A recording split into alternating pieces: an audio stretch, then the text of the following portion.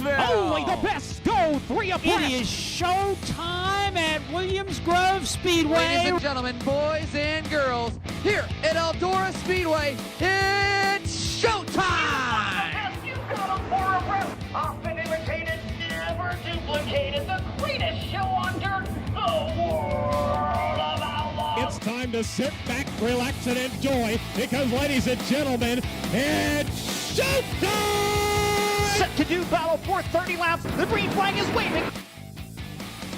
Nation presented by Sage Fruit. Talking sprint car racing, our favorite time of the week, and we are so glad that you have joined us. Steve Post here in our Concord, North Carolina studios. Aaron Evernham is on special assignment, family time. Great special assignment. So joining us from DirtTracker.com, Justin Fiedler's in the house. Hey, man, how are you? Good, how are you? Fantastic. Good to be here. Yeah, it's always great to catch up with you. I feel like I am a daily listener, so I feel like I catch up with you every day, but it's kind of weird when I walk in. It's like, hey, man, how are you? How about those watches at Eldora? And how about this and that? And I'm like, oh, wait a minute. We don't chat. I just listen. So it is cool. It is great to have you here, and a lot of ground to cover, but Dirt Tracker, how are things going with your project there? Going really well. Actually, it's funny that you mentioned the relationship with people that watch, because as I've been out, like, going to some races and stuff, I was at Millbridge a few weeks ago for the extreme stuff, and it's like the people that walk up to you, like, I haven't been really prepared for that, and I'm sure you deal with that all the time. Yeah. But the people that feel like they already know you when you walk up, and it's like, oh, okay, yeah, and like you have to be prepared for that. You never get over the little bit of, well, that's weird. There's just a little bit of that's weird. There's a lot of that's cool. Yeah, it's great. It's awesome. It really is. But it just is. Yeah, I hadn't thought about that because you've been a masked up NASCAR crew member. You know, so you'd see fans on pit road and give them lug nuts and do that sort of thing. But you were a nameless crew guy. That's right. On one of the Cup teams. Yep. But now you're Justin Fiedler with Dirt Tracker. You're the guy we listen to every day, and you're the guy that is growing this thing. My gosh, the numbers are through the roof. Yeah, I've done like 2 million views this year. Holy cow. I'm on pace this month to do 500,000 just this month. So it's it grows every single day. It's insane. What I love, obviously, we talk sprint cars here on Wing Nation, but I have evolved into a dirt late model fan. The big block modifieds, and obviously with Ashley being part of our show here, the UMP style modifieds into that as well. But the dirt late model world just fascinates me. Oh yeah, I'm like committed to, like, I think that's going to be my fanboy zone. Oh yeah. Like I went to the Blue Gray 100 at Cherokee. And I've gone to a couple other races. I tried to go to Smoky Mountain for the World of Outlaws, got rained out that weekend, and I just really love that form of racing. So your platform is really, really cool because it gets me my sprint car update, but it also covers, it's like fan and what I do and everything like that. That's what I love about it, is it's like this opportunity to kind of just talk about whatever I want to talk about on a day-to-day basis. Like if it's midgets, if it's late models, if it's modifieds, like it doesn't matter. If there's something interesting going on, I can just talk about it, which is great. Really is true. And that is Dirt Tracker. Dirt. And I can. How do you describe this to people? How to get there? So it's Dirt Tracker is DIRTRACKR.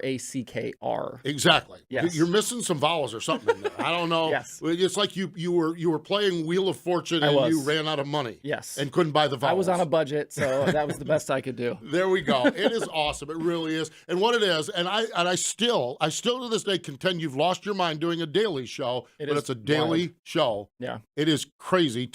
8, 10, 12 minutes of just really, really good stuff. So appreciate it. It's really good. Yeah. Enjoy it. That's for sure. Let's get into our Hefner Racing product hot topic. Oh, by the way, David Gravel and Jim Allen going to join us. Jim from the NARC King of the West series here today. Let's get into our Hefner Racing product hot topics. Around here, we love the rivalries. Of course, Ashley's from Pennsylvania. You get the Posse versus the Outlaws. And we try to, this Midwest outlaw thing, sometimes it works, more times than other it doesn't. But Friday night, Brian Brown. Saturday night, David Gravel. Looks like we got some speed in the home front and some speed with the Outlaws when it looks at Knoxville at this point. Yeah, for sure. And I mean, we've seen Brownie be fast at the high limit stuff. I mean, he's the leading hard charger guy this year, so we know that team's been fast this year. Him and Chad Morgan back together. Seems like those guys are clicking right now. And we've been waiting for Brownie, I feel like, to really contend at the Nationals. And like this might be as good a chance as any that he's had. I think you got him wound up, and I think I caught the brunt of it. Okay. Oh, you got the brunt of it? Okay, so I'll go back. I'll go a little bit here. And because I had heard, you had talked about just the fact that it just didn't seem that his performance was going. Well, so here's the thing with Brownie is what I discovered is that when Brownie starts up front, Brownie finishes up front. But when Brownie starts in the rear, Brownie doesn't move forward very often. Right. Statistically. Yes. And so like there's a stat I keep at dirttracker.com called feature plus minus, where it's like how many positions you gain from start to finish in a feature.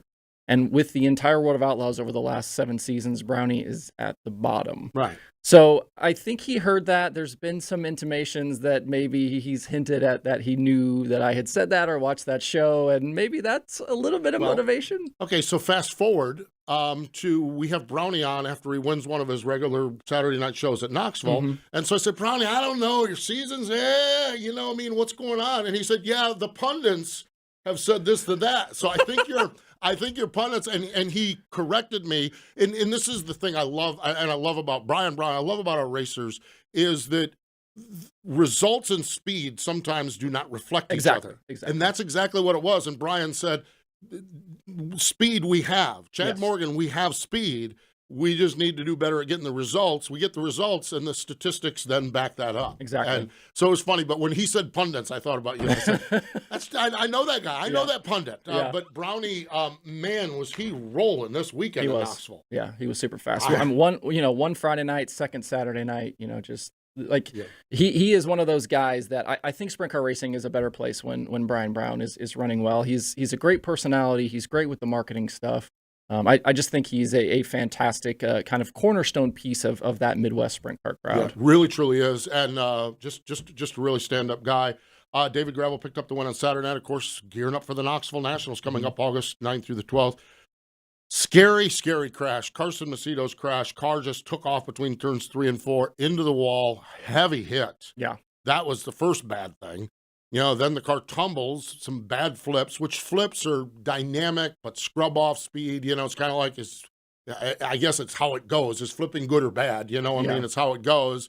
Then fire and an unconscious race car driver. We had 3 really bad situations there. There's a lot to be said here, but I think I'm going to go, first off, that Knoxville safety and fire crew. Unbelievable.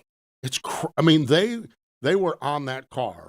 They were on that car, I think, before it actually settled onto the racetrack. I feel like that's one thing that doesn't get enough credit, like around, especially the bigger series. But and we saw it at Bridgeport too with the Justin Peck crash. Is those safety officials are moving before that crash has even finished happening, and like those guys don't know what they're running into. And I feel like they don't get enough kind of public credit for the stuff that they deal with, that they have to see.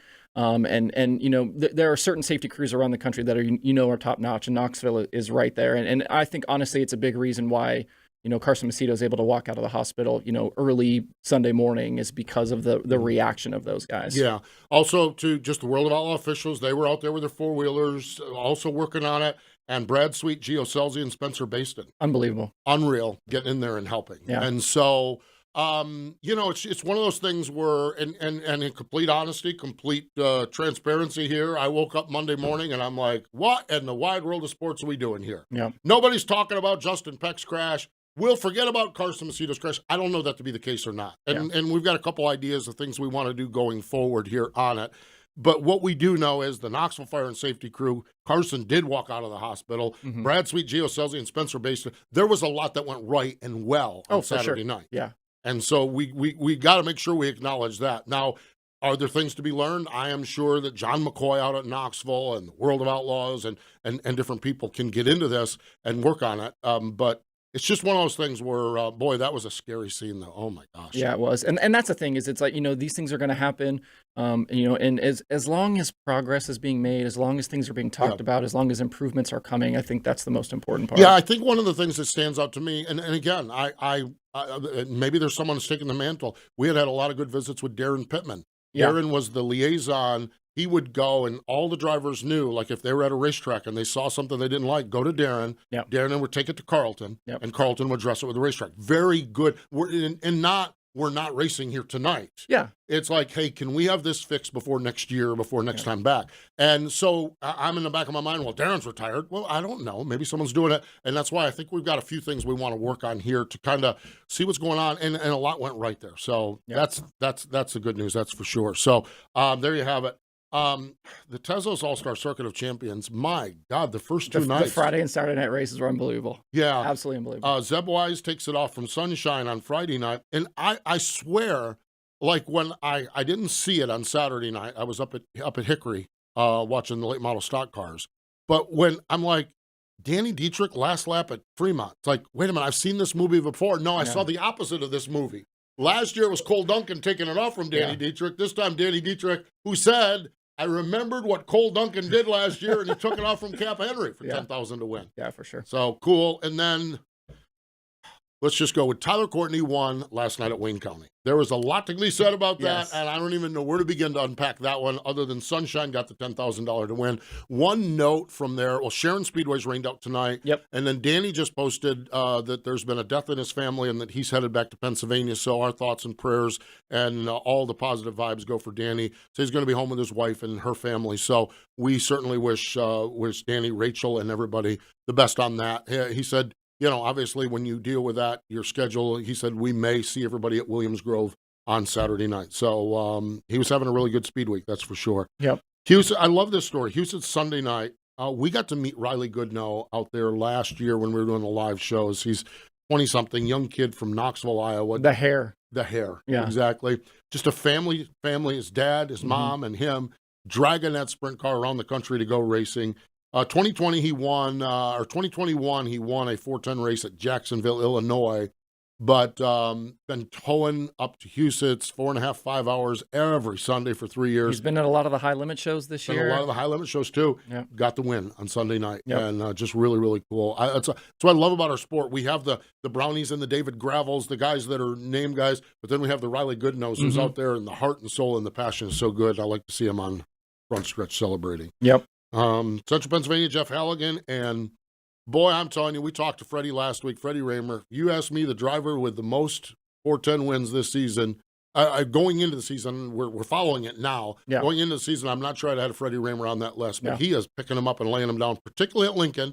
But he's also figured out Williams Grove pretty good as well. He's one of those guys I feel like when he gets hot, he could just start ripping them off all the way through the season. And he's a guy you could see win against the All-Stars. He can win against the Outlaws for sure once he gets going. They're coming up on Pennsylvania Speed Week, so it's going to be fun to see how that goes. So there you have it, our Hefner Racing product hot topics here. David Gravel going to join us in just a moment. Let me flip my script here. There we go. Hefner Racing Products wings are the original reset rivet wing manufacturer. You use wind tunnel and track performance testing to outpace the industry in design, innovation, and functionality. Not only sprint cars, but lightning sprints, micros, and junior sprints shipped across the world and can be economically ground shipped to your door. And I saw my buddy Jeff Wessel posted with the World of Outlaws at Beaver Dam this weekend. The teams are all pulling in there now, getting restocked, restaffed. And so if you're up there, one of those World of Outlaw or traveling teams, find yourself in southeastern Wisconsin, stop by Hefner Racing Products. www.hrpracing.com. Stay with us when we come back. The Sage Fruit Hotline is where we go. David Gravel joins us next. The Outlaws are headed back to the Pacific Northwest. Join us for 3 action-packed nights of racing August 31st, September 1st and 2nd at Skagit Speedway when the World of Outlaw NOS Energy Drink Sprint Cars return for the Sage Fruit Skagit Nationals. Kickoff for the Sage Fruit Skagit Nationals begins Wednesday, August 30th with a pre-race party, live band, Sage Fruit apple giveaways, and more. Then catch Donnie Schatz and the rest of the World of Outlaws as they take on Washington's best sprint car drivers Thursday, Friday, and Saturday nights. Details at SkagitSpeedway.com. Dirt Empire Magazine is the ultimate dirt track racing only magazine in the world, featuring interviews, opinions, event photos, tech, and 100% racing action. Each issue includes late models, modified, sprint cars, and more. Big event photos from the best photographers in the sport, and great one-on-one interviews with the top drivers as well as grassroots racers. Pick up a copy of Dirt Empire Magazine today at select Tractor Supply stores or other area retailers, or get your subscription today at dirtempiremagazine.com. Man, oh man, we are rolling along here on Wing Nation, presented by Sage Fruit. Justin Fiedler and Steve Post, and let's go to the Sage Fruit Hotline. Joining us here on the program is David Gravel. Hello, David. How are you? I'm doing good, guys. How are you doing? We're doing well. Yeah, David, we had a little chit-chat here before the air, and the last time you were on, you had Ashley and Aaron. Now you got Justin and Steve. Man, dude, you're going downhill on this deal, man. You better. Yeah. Yeah, you win. This is messed up. This is not right, that's for sure. But what is right is rolling into victory lane in Knoxville on Saturday night. Tell us about your run and how you felt about Saturday night, but also just kind of how you feel about where you're at with Knoxville, because we know that's a pretty big place coming up here in a couple of months. Yeah.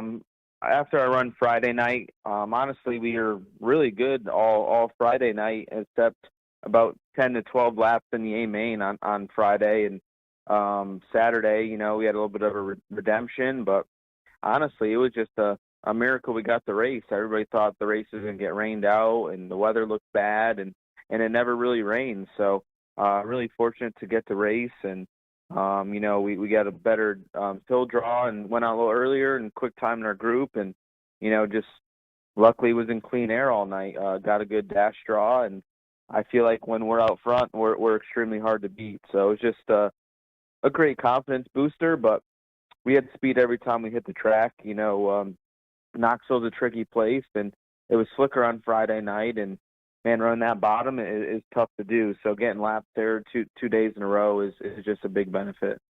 David, I want to ask you about your relationship with Cody Jacobs. You guys have worked together for a couple of seasons now, and he seems like a really fiery guy, really competitive guy. What is it like working with him? Have you guys gotten into it before over things, or has it been pretty cordial between you guys? What has he meant for your last couple of seasons? Yeah, obviously the crew chief is just as important as the race car driver on a team, and he does a good job. He's a fiery guy. His dad's a fiery guy. It's in his bloodstream. I would say last year we turned a great corner in our relationship, kind of when we started getting going late in the season last year and around Knoxville time. And I feel like we have a great relationship. We've gotten into it maybe a few times in the last 2.5 years, but I've gotten into it with about every crew chief at some point. It's just the way two competitive male guys are sometimes. There's a lot of testosterone flowing. So it's been good. I feel like we're in a good place. I truly believe we've been the best car this year on the World Outlaw Tour. We just have about 3 nights we wish we could, throw away. But sometimes it's not in your control, and sometimes the driver screws up as well. Well, the World of Outlaw NOS Energy Drink Sprint Cars is bonkers with the level of competition right now. And you mentioned it. You've had a few nights. I think you've had overall 4 finishes outside of the top 10. It's incredible. Half of your races have been top 5 finishes here. How many of those outside of the top 10s do you think you can absorb and still be in the battle? Because Brad is there, Carson is there. It's just how much of that stuff can you give up? Can you afford to do at this point as we're pushing the midway of the season? Well, we've had two finishes outside the top 20, which typically you only can maybe do 1 or 2 of those. But I feel like our performance has been so well, we've been able to scratch and claw our way back to getting ourselves right there. 14 points out, I look at that as pretty much dead even at this point in the year with how much racing there's left.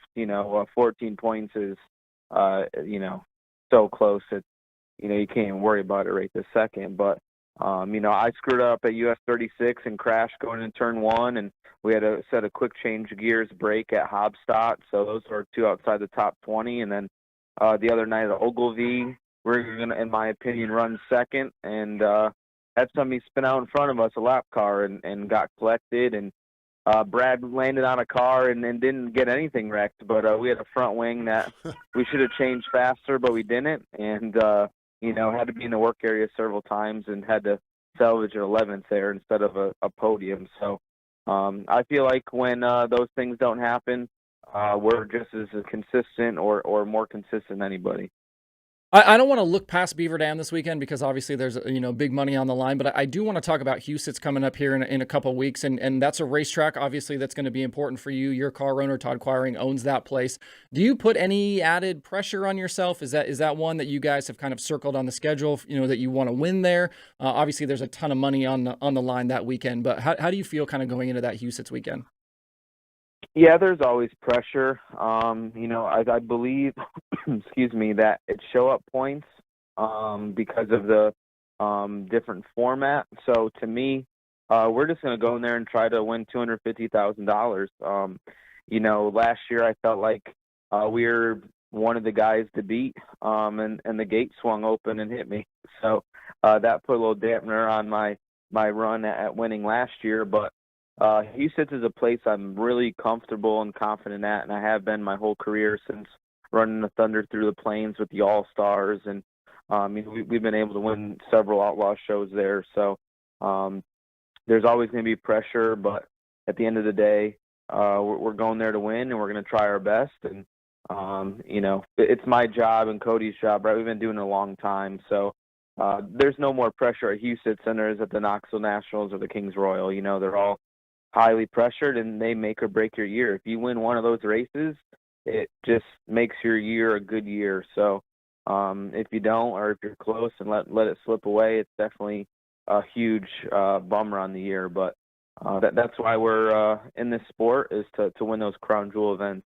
David, one of my favorite things about you is the YouTube channel. You bring people behind the scenes all the time, and the live streams in the off season were absolutely incredible. All the different people you had on. Why is the YouTube channel and bringing people kind of along for the ride with you? Why is that important to you? And what has the kind of effect been as you go to the racetrack and kind of meet with fans? Yeah, it's been really cool. So I just don't have the time and effort, to do it as best as I can or as well as I want to do, but I try to be active on all platforms: TikTok, Instagram, YouTube, Twitter, Facebook, and try to do a solid job at all of them.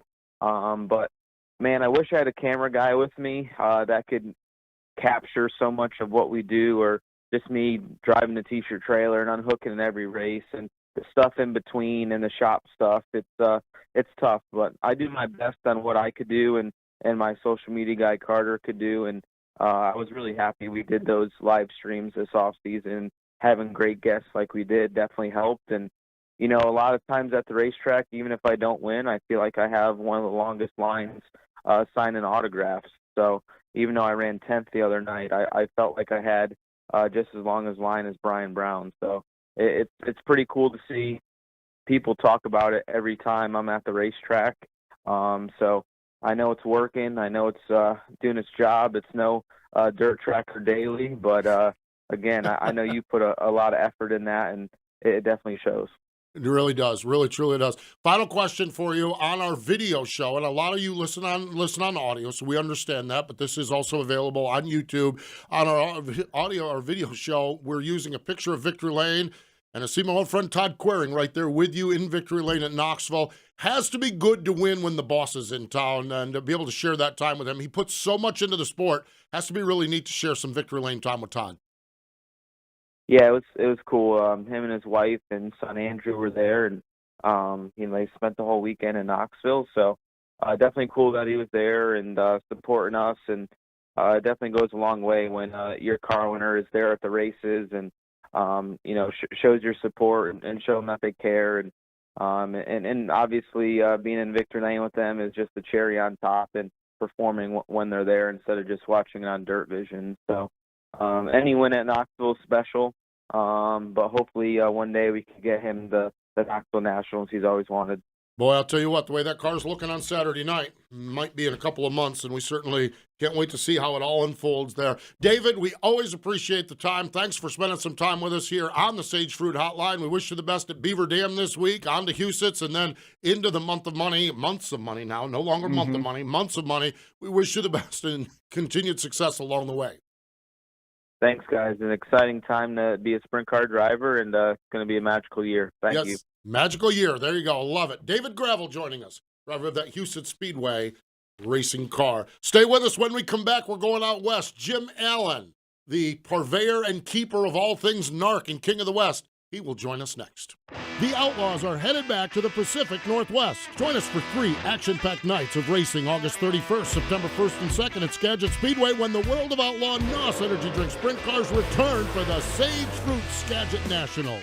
Kickoff for the Sage Fruit Skagit Nationals begins Wednesday, August 30th with a pre-race party, live band, Sage Fruit apple giveaways, and more. Then catch Donnie Schatz and the rest of the World of Outlaws as they take on Washington's best sprint car drivers Thursday, Friday, and Saturday nights. Details at SkagitSpeedway.com. The National Sprint Car Hall of Fame and Museum's newest exhibit will be our track tribute to Williams Grove Speedway inside the museum's main floor from April 3rd through October 2nd this year. You'll learn about the beginning of Williams Grove Speedway and the evolution of sprint car racing on the East Coast through 8 of the iconic big cars and sprint cars that made up the history of Mechanicsburg, Pennsylvania's Williams Grove Speedway. Plus, you'll see videos of historic National Open sprint car races and other racing events that put Williams Grove on the map. That's the track tribute to Williams Grove Speedway, featured April 3rd through October 2nd at the only museum in the world solely dedicated to sprint car racing, the National Sprint Car Hall of Fame and Museum in Knoxville, Iowa. There has been a lot of themes that we've had in Wing Nation. Some stay, some come, some go. One of the themes that we've had here, Justin, along the way is the West Coast. 7, 8 years ago, it was what is going on out there, what is not going on out there. Now it is like, do you see what's happening on the West Coast? It is an exciting time for the West Coast, and they are getting ready for a super exciting next 2 weeks. Joining us from the NARC King of the West Tour, we get him on here every year or so, a couple times a year sometimes. Jim Allen joins us. Hello, Jim. How are you? I'm fantastic, and it just sounds by the tone of your voice that you guys are doing pretty good, too. We are. We're talking sprint car racing, Jim, so it's not a bad day when we're sitting here on Tuesday talking sprint car racing. And what you guys have going on, let's go. We want to talk details. We want to talk the fastest 4 days. We want to talk Skagit. But big picture, California 410s. It looks from over here, you're making pretty good progress. How are things going? State of the sport over there now. The state of the sport, it is definitely positive. Let's just put it this way. I mean, let's see, how long has it been? A couple, 3 years ago, Brent Kading and myself at the NARC series and Peter Murphy. And then, sure enough, we got Kevin Rudine gets up there at Skagit, and Brad Sweet and Kyle Larson, Colby Copeland, they get worked into Chico. And the master plan was we need to give 410 sprint car racers enough events for them to compete at so that they will consider buying, several 410s motors rather than puttering around locally with 360s. So I think when we add them all up, I think on the West Coast, I think we have 54 events. And what we're seeing now is we're starting to see some of these guys who normally run 360s are starting to, we're starting to see a 410 motor pop up here and there. And, car counts are creeping up again, and the excitement is creeping up again. And we're sticking to the same path, and everything seems, every show seems to get better. We're doing our best to get away from, the hypothetical championship points race number 16. You couldn't make it any more boring than that, right? We're trying to make every event a show and having a good time doing it. And, I don't know, I got my second, third win doing this, and we're having a good time. Jim, we can't talk about the NARC 410 series this season if we don't talk about Dominic Scelzi and Corey Day. From your perspective, as the guy who's writing about this series every week, how much fun is it right now watching these two guys go to battle, every single Saturday night when they get to race each other? Oh my goodness, it has been a blast. I mean, we kept trying to figure out if Corey Day was a flash in the pan. Is he just some new kid to come along? He's going to win a few races and then he's just going to fade away.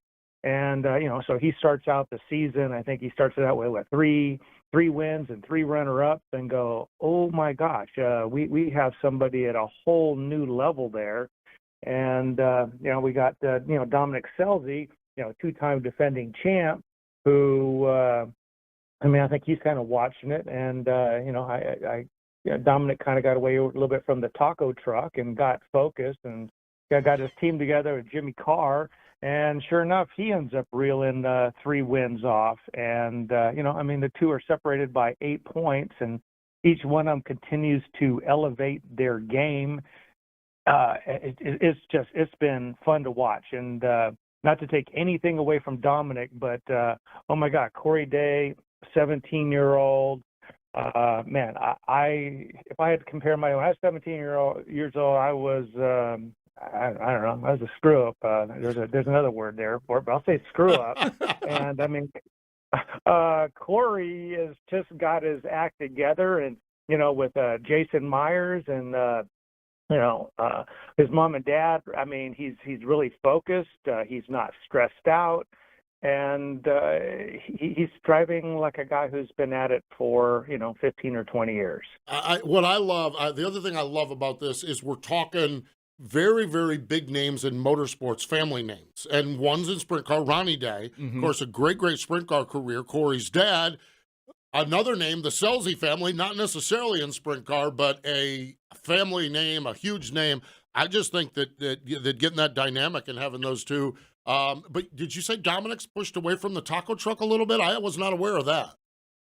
Oh, I'm just the best thing we got about the Northern Auto Racing Club is it's a club, so we can we jab at each other and all that stuff. I eat as many tacos as Dominic does, and whatever. We have a good time, but whatever. We're just having a good time. And hey, by the way, we happen to race also. No doubt. No doubt. Jim, I'm excited for you guys. As somebody who is actually from the Pacific Northwest, I grew up not far from the Southern Oregon Speedway, and you guys are going to go through my home state here coming up. What is it like going to these races? What does the sprint car fan base look like in Oregon? When I was a kid, there was like hardly no sprint car racing in Oregon, but now it seems like there's kind of this growing thing happening there. You guys are going to some races. We got kids like Tanner Holmes. What is it like going to the state of Oregon? It is, to be perfectly honest, I'm very impressed. With 410 sprint car racing in California, there was a buzz. When 410 sprint car racing, when Oregon became part of the bigger picture, I think they're at another level also. And we're starting to see, the Tanner Holmes and Garen Linder and those guys like that. And last year we went there for the fastest 4 days opener. It was a Thursday night. But I got a good exposure to Oregon weather. It was raining 1 second, and 10 minutes later, it was 50-mile-an-hour winds. And by the time we qualified, the sun was out, and I was taking off all these sweatshirts and everything. So the kind of strange, but it was a Thursday night, and it was packed. Absolutely standing room only packed on the Thursday, and lots of kids. It was a family event. And totally impressed, and you could hear them cheering from the infield when the race is going on. So they were very vocal. And like I said, we're looking forward to going there on Thursday, and then up the road from there, we're going up to Brian Crockett's new Douglas County dirt track. We all know there's a lot of dirt tracks that get paved, but it's not very often you get a paved track that gets, I don't know, what do you call it, dirted. And he's got that place all hooked up, and as a good sprint car driver, he knows exactly what is needed. And so that's good. Willamette, we had our biggest crowd. They had their biggest crowd of the year last year at their event, and then up to Grace Harbor. So, just overall, it's exciting to the Oregon fans are. I'm just totally impressed with them a lot, and something based on the amount of DMs and ticket requests and all that good stuff. I think we're going to pack the place again this year. Wow, that is so exciting. That really truly is. And then you continue north. Tuesday night, a prelude to the Dirt Cup, and then you roll into Skagit, $62,000 to win Dirt Cup. You guys involved with it up there, of course. Peter Murphy and Kevin Rudine and everyone doing a good job up there. What a great destination after the fastest 4 days to be headed in that direction and being a part of that. This master plan, that has got to be a big chunk of this master plan. Yeah, absolutely. Oh, yeah, and before I get in trouble with Bert Johnson, so we leave Willamette and then we go up to Grace Harbor Raceway for the Timber Cup. So that's the finale. And then, like I said, then we have a day off, and then Skagit has an open show, and then we get into the 3-day show. And basically the way this thing worked out was last year we went up to the Pacific Northwest and we had the fastest 4 days. We got beat up by weather pretty good on that one. One of the things that, you think you got everything covered when you negotiate a race schedule. And sure enough, one thing we weren't really planning on was diesel being, $7.50 a gallon. And that put that one kind of stung a little bit. And then the guys had to come home and then go back up to Skagit. So, membership came back and said, hey, if we're going to go up north, let's go, let's make a vacation, let's make a long week out of it. And then when you got, John Hager and Tim Rudine and Peter Murphy up there, and then, $62,000 to win sprint car race, I think the 3-day purse for the final 3 days there's, I think, nipping at $350,000. I mean, that's a, I don't know, dream come true, or that's a gem. It's definitely the biggest sprint car event on the West Coast. And I think, the team's got a buzz on it, and they're ready to go, and, so am I. Looking at the season so far, we talked about Corey Day, we talked about Dominic Scelzi. Who are some other guys that we should be paying attention to, as the season plays out this summer, for guys that could, jump up in there, compete for the championship, and win some of these races? Gotcha. Well, Justin Sanders, this is kind of weird. I mean, Justin is super competitive. I mean, not that not all of them are, but, he's super competitive. And, maybe sometimes he might even get down on himself. But, Justin is used to winning. I mean, he's only a couple seasons removed from when he won, 22 main events. And, here we are. We're entering race number 9 of our season. And, he's got a couple runner-ups, but he hasn't won. And, he's just going, oh my gosh, what have I got to do? There's no way whatsoever that we're going to, you're going to keep Justin Sanders down in any way, shape, or form. I mean, if he doesn't pick off at least a couple of these events here in the next couple of weeks, I would be totally surprised. Justin Cox in the Bates Hamilton team, he's another. I don't know. He's kind of started out quietly, and then all of a sudden he pulls off an $18,000 win at the Dennis Ross Classic. And, you can see each and every week where he seems to get more and more comfortable in the car. He gets faster in the car, and he's definitely a driver you don't want to, take your eye off of. You got Bud Kading, who's starting to put together some good performances. And then we have a pretty good youth movement on our series here, which makes me feel old as heck. When you go, how old are you? You're 17. You're 16. It's like, oh my God, you got to be kidding me! But they're really fast. The Dylan Bloomfields, the Nick Parkers. I think another guy to watch when we go up north is going to be Chase Johnson. He is always fast wherever he goes. And then, you got the usual. You got, we don't have as many people chasing points this year for a variety of different reasons, but, the Colby Copelands and the DJ Nettos and the Shane Golobics and the like there. I mean, we've got some pretty good talent out here just in California. And then when we go, up north and we start seeing the likes of, Trace Starks and, like I said, Tanner Holmes, he's definitely due for a win. And I don't know, we got some. It's good. The talent level is over top, and we go through a lot of time the main event lineups, and I think we've had. I think where we were at the last race in Hanford, I think we had 13 main event winners in the feature event lineup. So that's pretty competitive. Pretty cool stuff, that's for sure. I've got one more question for you, but I need to set it up a little bit. I'm out at Millbridge Speedway a couple weeks ago. I'm wearing a Brent Kading T-shirt, just kind of what I pulled out of the shop. Standing out there talking to Brad Knopfsinger. Brad has his grandson is racing, and so Brad's out there turning the wrenches. We're chit-chatting as we do all the time, and he steps back and he says, dang, that's a Brent Kading T-shirt. And I said, yeah. And he spins me around, he looks at the back of it, and he said, Brent Kading, in my opinion, may be the very best sprint car driver ever. And I'm like, whoa, wait a minute. And Brad Knopfsinger's raced against everybody. Mm-hmm. I mean, so we're not talking some clown's opinion. This is a guy that's raced against everybody. And I said, really? And he said, that guy is so underrated, was so underrated in his career. I set all that up to ask him, and I know Brent's part of your deal out there. How is Brent doing? You get a chance to hear from him? Does he get out of the Lake Tahoe area to get to races much? What's going on with Brent? Yeah. So, Brent is a partner here with the NARC Sprint Cars, and it's an honor here. Brent and I have been friends since 1984.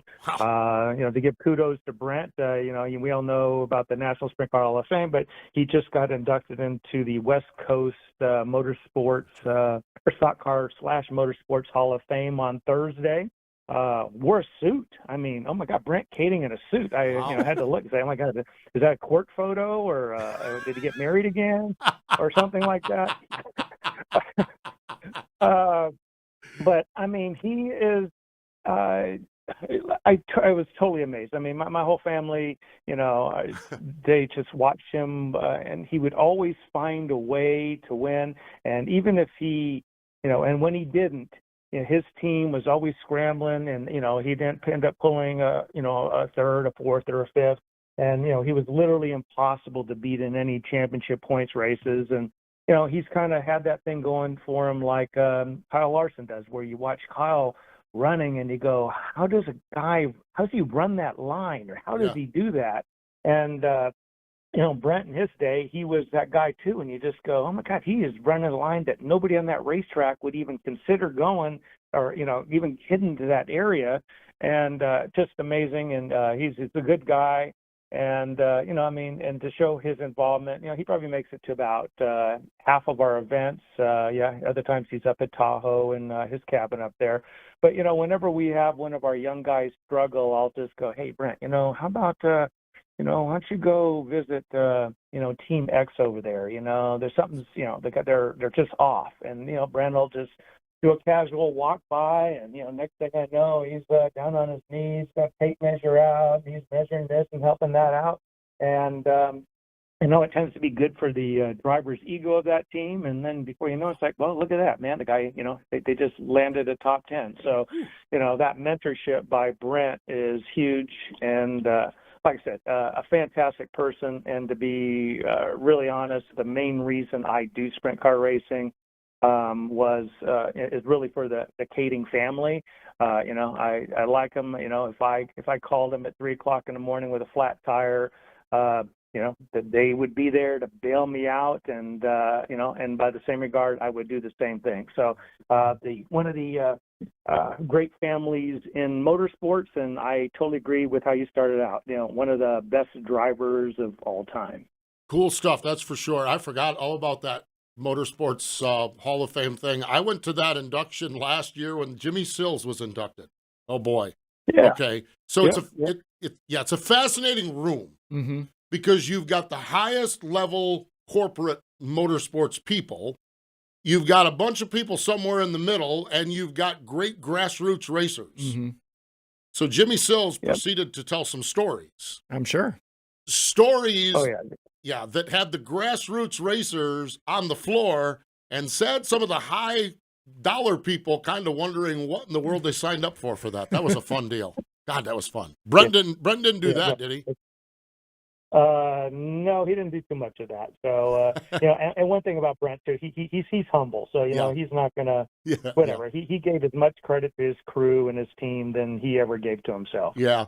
That deal with Jimmy, I was kind of sitting where I can keep an eye on everybody, and I'm looking to one side of the room, and they're on the floor laughing. I'm looking at the other side of the room, and they're a little uncomfortable. Yeah, they're blushing. They're a little uncomfortable, and that is the beauty of sprint car racing. Really, truly is. Yeah, that's one thing about Jimmy is kind of weird. I mean, went to the Indy 500 with him a couple of years ago, and I mean, his memory is just amazing. I mean, most people, I won this race at this racetrack, and Jimmy's memory is, I was side by side with so and so. That guy threw me a wheel, and we rubbed, and it was like the 13th lap. It was like, how do you know all that? And he just, it's his life, his brain, just his hard drive fires for racing 100%. Good stuff. Jim, we wish you the best. It'll be on Flow Racing all weekend long, the fastest 4 days, then on to Skagit. Continued success out there on the West Coast. Thanks for joining us. Hey, thanks for having me. Thank you very much. There we go, Jim Allen, that's for sure. Boy, we constantly, over the last 5 or 6 years, keep getting good news from California. I didn't realize there was north of 50 races. Pretty wild. 410s out there now. Yeah. I talk about it, when the NARC races come around, the Sprint Car Challenge Tour stuff, this kind of sprint cars after dark for us here on the East Coast. Yes, it's exactly. like, if you can't stay up, make sure you check them out the next day, because you are going to probably miss something incredible. I went out there, and I've shared this 100 times. Anyone's listened to Wing Nation, I went out there to the Kading Classic and cowboy up 410 sprint car racing on a California bull ring. Not a joke. That is not a joke, and there is nothing finer to watch. Yeah. It is fantastic stuff. It really is. Great stuff. Hey, we need to step away. We'll be back with more Wing Nation in just a moment.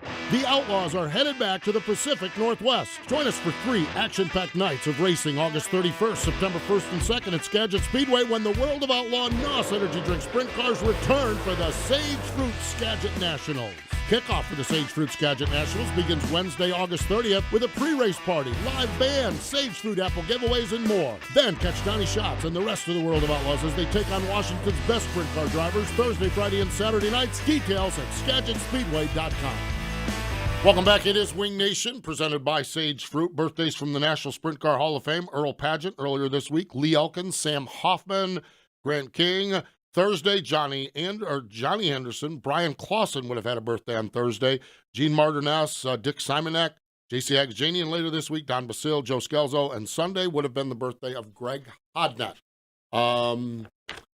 Hate that we have Brian Clausen and Greg Hodnett on that birthday list, and they're not here to celebrate birthdays with us. Two of our generation of sprint car racers that have gone way, way too soon. Sprint Car Hall of Fame, the Corvette raffle is coming up. They're going to give that away on August 19th at the Knoxville Nationals. You can go to sprintcarhof.com. Well, Justin, coming up, the Tezos All-Star Circuit of Champions Ohio Speed Week. We mentioned the Sharon is washed out, but Atomic Eldora on Friday night, last tune-up before the million. And then Saturday, Jeff Nittles put together the Dean Nittle Memorial, $22,554 to win. It'll be fascinating to see how the rest of this week plays out with the All-Stars. Yeah, big money opportunities to get some track time, like you said, at Eldora. It's going to be a good weekend, I think. We had Lance DeWeese on. I think Lance DeWeese is towing over to Eldora for Friday night. Okay, we had him on a couple weeks ago. Off the porch. Yeah, off the porch, no doubt. He just ran here recently in Wisconsin with the All-Stars. Yeah, went up there. They had we were just like, what in the wide world of sports has happened with you guys? And they've had a longtime partner over there. Okay, and they just decided that they've wanted they finally were able to put the deal together where they were able to take the car over and fly over and go race. So he went up and ran a couple of races up in Wisconsin, and they're really zoned in on that Eldora Million. Yeah, I'm sure. And and Donnie Kreitz has won Kings Royal before, so there's a lot of sentiment there. Yep. And I looked at, there's another one of those. We talked a little bit at the top of the show about Brownie. It's like, and he said, car's got speed. Lance said, you went to Eldora, and what'd you think? And he said, I think we're pretty good. And I'm like, well, those are guys, Lance and Donnie Kreitz and those guys don't look at Friday night's results. They were learning, they were going to school. Oh, yeah, it was a test session. It was a test session is what it was. Yeah. And when they rolled out of there, I was like, I wonder how they feel. And he's like, I think we're feeling pretty good. Yeah. When it comes that Thursday night in July, when they're paying $1 million, that blue 69K might be. It'll be up in the mix. It'll be up in the mix. So I love it. I think that's fantastic. King of the West Series, we talked about that coming up. The fastest 4 days in motorsports up through Oregon, up to Grays Harbor on Sunday. World of Outlaws, Beaver Dam, the Jim J.B. Memorial, J.B. Boyd Memorial, $20,000 to win at Beaver Dam. And I like this one. Knoxville and Huset's have gotten together for this weekend, and they're doing what's called the Border War or Border Battle. And I'm not sure all that's involved in this, but I know on Saturday night at Knoxville, the 410s are running for $10,000 to win. And on Sunday night at Houston, they're running for $10,000 to win. Yeah, I love that Midwest, where you can go run, Knoxville on a Saturday night or Friday night and go up to Houston's on Sunday. It's like that Sunday Houston sprint car race is like a treat. Yeah. Because it's like, normally you don't think about there being a ton of racing on Sunday, and then it's like, and you're like, oh, they're racing at Houston's today. Yeah, I grew up in the Northeast, big block modifieds, and we had Weed Sport on Sunday or Nazareth down in Pennsylvania on Sunday. So it was kind of a way of life, but then you move away, you get away from it. There's very few And so when Huset's came back on board, I was somewhere, probably Knoxville or somewhere, talking to Terry McCarl, and I said, what is there about that? He says, it's what we do. I love it. And it's what they do. It's what the fans do. They spend all weekend on the lake up there in South Dakota. They go to the lake. Mm-hmm. They get up on Sunday morning. They either go to church or they get up packed up. They come home from the lake. They don't want to cook at home or anything like that, so they grab the kids and they go to the racetrack on Sunday night. Huset's runs a bang, bang, bang show. Yeah, they run a great show. A lot of great cars. You know, good quality up there. And you've seen. I think probably because of the stuff that's happening at Huset's here in a couple of weeks, we've seen a lot of travelers come through there getting some laps. So yeah. I thought it'd be interesting. I wondered, and I think you might have suggested this on your daily show. I was curious, and maybe we'll still see this. Do any of the World of Outlaw drivers use one of their 4 freebies to roll into Huset's on a Sunday night? I don't know.